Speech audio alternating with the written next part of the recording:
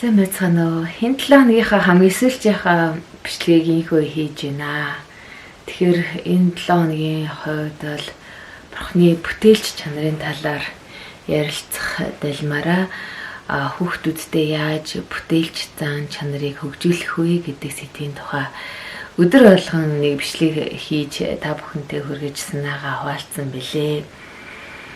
За тэгэхээр Библийн энэ Эхлэл номын 1-р бүлгийн төгсгөл хэсгээс нь унших юм бол 24-р эшлэлээс бурхан газар дэлхийн амьд биетийг төрөл төрлөөр нь буюу мал адгуус мөлхөгчд газрын зэрлэг амьтдыг төрлөөр нь гаргатгай гэж айлцсанд ясаар олжээ. Бурхан ийхүү газрын зэрлэг амьтдыг төрөл төрлөөр нь мал адгуусыг төрөл төрлөөр нь газраар мөлхөгч бүгдийг төрөл төрлөөр нь бий болгов. Эдгээр нь сайн басныг бурхан харлаа. Нэгэсэндээ энд аль нэг төрлийг бий болгочоо тэр нь хувьсан өөрчлөгдөд дараагийн төрөл бий болж байгаа тухай өгүүлээгүй. Харин бурхан анханаас нь тусдаа төрөл төрлөөр нь бүгднийг бий болгосон байдаг. За ингээд зэрлэг амьтдыг бүтээсэн тухай гарлаа. За хүүхдүүдтэйгээ зэрлэг ан аратан болон тэжээвэр одоо мал адгуусны талаар ярих, хийх, тоглох маш олон хэрэглэгдэхүүнүүд байгаа учраас би энэ удаатай төдийлөн тийм үйл ажиллагаа дасгал руу чиглэсэн агуулгыг бол оруулсангүй. Харин зүгээр ингээд хөгжилтэй юм шиг юм нэг жишээ байна л да. Тэгээ энэ болохоор балч уутад сүллэг гэдэг амьтны тухай гарчаа. Тэгээд энэ бол яг жижигхэн тийм цэцэгний баллаар хооллож амьдардаг юм амьтан байна л та. Харахад нэг тийм огтнорхон боловч үнэндээ их хөрхө идүүтэй. Тэгээд ийм цэцэгнээсээ дүүслэгдээд ингээд балнаас нийтж байгаа юм амьтан байдаг байна. Тэгээд эндээс юу хэлэх гэсэн юм бэ гэхээр бурхны бүтээсэн энэ бүтээлийг харахаар заримдаа бурхны өөрийнх нь мөн чанар харагддаг л та. Ийм амьтны бүр ингээ хичээггүйлэн хийчихээр бурхны тэр нэг юм бас нэг тийм хөөрдөмөр юм хөгжилтэй хошин зан харагддаг. Тэгээ хэдийгээр одоо энэ дэлхийн ертөнц анх тэр Адам Евагийн үетэй харьцуулбал бохирдчихсан, нууцчихсан, эвдэрсэн гэж гараа хэлж болохоор байгаа ч гэсэндээ л бурхны дүр төрхийг агуулсан хэвээрээ бас их сургамжтай зүйлийг олноороо бид бас үзэж сурах бас боломжтой. Тийм зүйлүүд бол ажиглагддаг юм. Тэгээд энэ бүх ертөнцийг хийснийхаа дараа 26 дугаар эшлэлээс тэгээд бурхан бид дүр төрхийнхаа дагуу бидэнтэй адилхан хүнийг бий болгоё. Тэгээд тэднэр далайн зах согтрогон шууд мал адгуус бүх газар дэлхий газраар мөлхдөг мөлгөж бүгдийг захируулъя гэж айлдав. Ийхүү бурхан өөрийнхөө дүр төрхөөр хүнийг бүтээж бурхны дүр төрхөөр бүтээхдээ эрэмээр нь бүтээжээ. Бурхан тэднийг өрөөж үржиж орширцгоог газар дэлхийг дүүргэж түүнийг эзэмшцгээг далайн зах согтрогон шууд хийгээд газар дээр хөлхөгч амтан бүхнийг захирцгааг гэв. Тэгэхээр тэр үед бол гин нүгэл орж ирээгүй, айлгаа махчин амтан ерөөсөө байхгүйсэн. Хүн ч гэсэнтэй мах идтгүй, ямар нэгэн амтны ам бүрлэгдэж тусурсаагүй тийм үед амьдарч исэн байна. За ингээ 31 дээр их сонирхолтой зүйлийг дурж байгаа юм л да. Өөрийнх нь бий болгосон бүгд минь сайн болсныг бурхан харлаа. Өдөр шолоод өглөө болсон 6 дахь өдөр байлаа гэж. За бурхан бүтээхдээ өдрөөр хийх ажлаа тоглоод хийж исэн. Хүн дээр хэрхэн төлөвлөгөө гаргаж байгааг нь арай жоохон дэлгэрэнгүй харах боломжтой. Бусд нь болохоор дурддаггүй ч гэсэнтэй өөрийнхөө бүхий л хүслийг өдөр бүрээр тэмдэглэж, төлөвлөж хэрэгжүүлдэг гэсэн санааг энэ Библиэс бас унших боломжтой. Нэгсэндээ хүний заяа төрөг бас бурхны номонд хэдийнэ бичээстэй байгаа юм шиг харагддаг.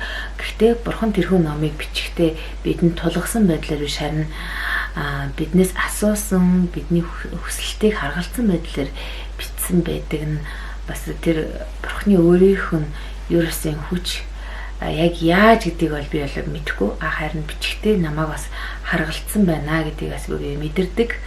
тухайлбал намайг одоо бурхан яг чи энэ хүнтэй суу гэж тулган шаардсан нэг ч тийм санааг бол зохиолгүй. Харин чи би за эхний ханыг минь илчлээд өгөөч, мэдүүлээд өгөөч гэхэд бол тодорхой хариулт өгөхгүй.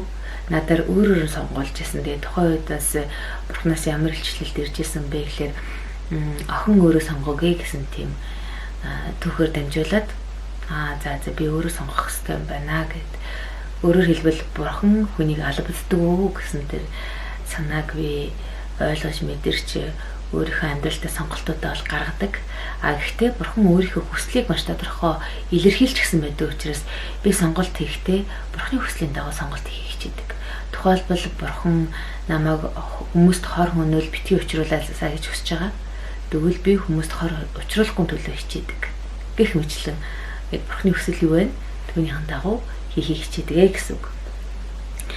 За эзэн энэ өдөр бүр бүтээлээ хийхдээ бас өдөр өдрийнхаа хийсэн ажлаа дандаа дүгнэж явсныг эндээс харж болдог. Өдөр болгон сайн болжээ гэсэн нэг тийм дүгнэлтүүдийг хийгээд яваад байсан. Харин хүн төрлөختний бүтээснийхаа дараа бурхан нэн сайхан гэж хэлсэн. Тэгэхээр бидэнд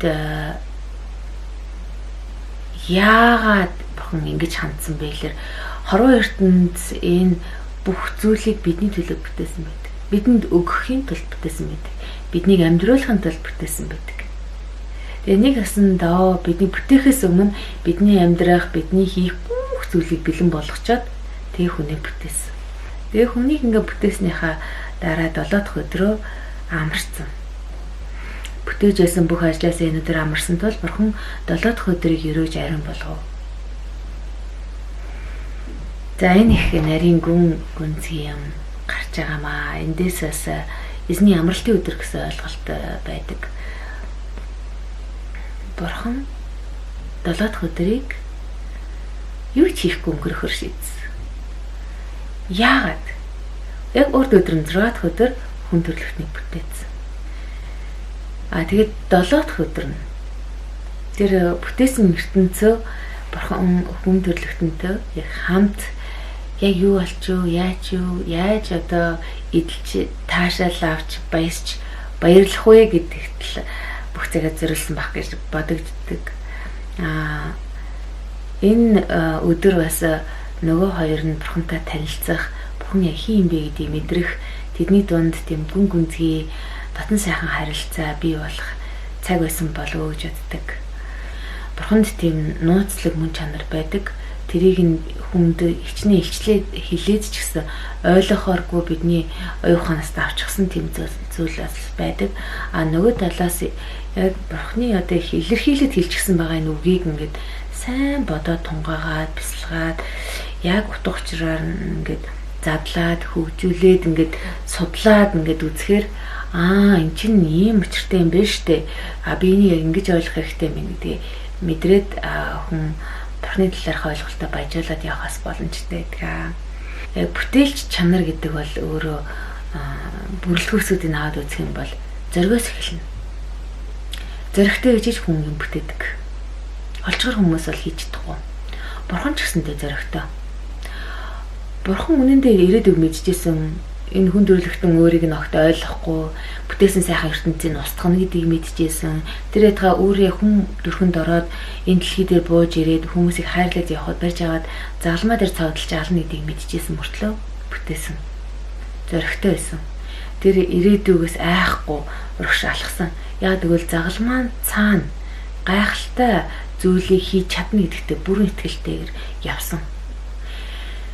Бид бурхныг таньж мэдээд бурхантай холбоо тогтоосон үедээ эргээд яг анх бидэнд зориулсан тэр Деважингийн аз жаргал сэргэдэг. Эргээд тэрхүү Деважинда орох бүрэн боломжтой зам маань нэгдэж өгдөг. Тийм учраас бурхны хувьд бол яг тэрхүү замыг нээгээд бидний буцааж олж авах гэсэн учраас зоригтойгоор энэ бүтээлийг бол хийж гүйцээсэн байдаг. Тэгэхээр бүтээлч чанар гэдэг бол юм бүтэхгүй юм шиг санагдах, урагдах, бяцрах, унах тийм зүйл тохиолдсон ч гэсэнтэй зоригтой мэтрахгүйгээр ард нь гарах яг тэр хийхийг зорж байгаа тэр санаа нь өөрөө яг итгэлтэйгээр тэр хийж чадна гэж бодсон бол шантрахгүйгээр явах тийм одоо үлгэр дуурайллыг бид Бурханаас авч болж байна. Нөгөө талаасаа санаачлахтай хүн бүтээлч байдаг. Дандаа шинийг бодож, шинийг сэтгэж, урагшаа тэмүүлсэн. Дээрс нь өөдрөг хүн бүтээлч байдаг. Ажилсаг хүн бүтээлч байдаг. Хүмүүсийн төдийлөн анзаардгүй зүйлийг тэр эдгээр доош нь хийгээд доромжилж байгаа зүйл дотроос гайхамшигтай санааг олж чаддаг даруй хүн бүтээлч байдаг. Тэгэхээр энэ бүтээлч чанар дотроо задлах юм бол өөрөө маш олон гайхамшигтай зан чанаруудаас бас бүрдсэн тийм нийлмэл нарийн төвөгтэй шинжтэй тийм зан чанар байгаа юм аа. Тэгээд дээрэс нь мэдээж бүтээлч хүн бол тэрхүү бүтээлээ сэдэж бодох тийм маш их уужим, оюун ухаан, ур ухаан, бас гарын эвдүүтэй байх хэрэгтэй болно. Түүнийг хийх хүчтэй байх хэрэгтэй болно. Тэгээд Бурхны бүтээлч чанарыг харахаар ямар хүчрхэг юм бэ? Ямар чадaltaй юм бэ? Ямар бяртай юм бэ гэж бишрэн шүтгэр оюуных нь хүч чадлыг ч тэгсэндээ багтмаар биширмээр зүйлийг бид харж болж байна. Тэгээд дээрэс нь тэр цаад зүр сэтгэлийн навд үзэх юм бол өгүүлэхийн аргагүй гайхалтай зүйлийг бид тэр зүр сэтгэлээс нь асуулж хардаг. Тэгээд тэр зүрхэнд нь бидний төлөө гэсэн тэр орон зай байж идэг. Тэгээд түүндээ биднийг бас ингэж залж оруулж идэг. Тэгээд тийм сайхан бурхантай шүү. Тэгээд энэ гайхамшигтай бурхныгаа хүүхдүүдтэй тань мэдүүлэх, өөртөө баясан бахархаж юм эрүүл зөв харилцаатай байх, бас эзэндээ зориулж нэг өдрийг бүрэн гаргаж энэ гүн гүнзгий харилцаанд баярлан баясах юм ураг төвшүүлснээр бичлэг өндөрлөж байна. За та бүхэн сайхан амраарай.